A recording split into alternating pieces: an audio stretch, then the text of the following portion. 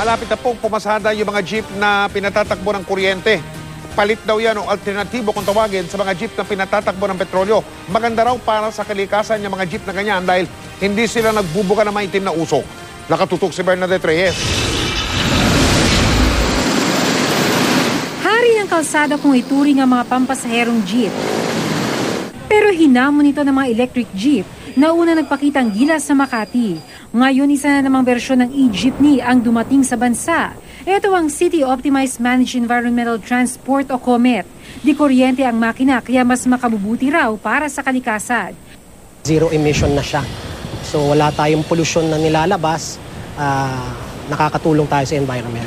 At kahit pa may nakaambang pagtaas sa singil sa kuryente, mas murang alternatibo pa rin daw ito kaysa diesel. Ino-compute namin ito na 400 to 500 lang ang full charge natin. As compared pagka yung mga diesel, ang ginagastos nila is 1,000 to 1,200 a day. Parehas lang yung distansyang tatakboy natin. 5 oras lang isasaksak ang baterya sa 220 volts, fully charged na.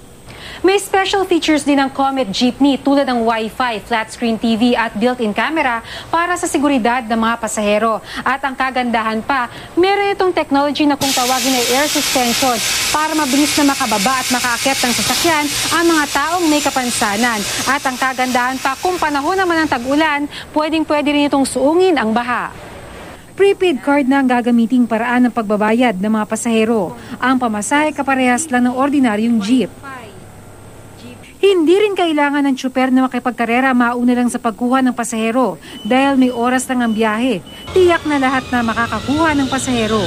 May takdang babaan at sakayan kaya makakatulong maibsan ang mabigat na traffic sa kalsada.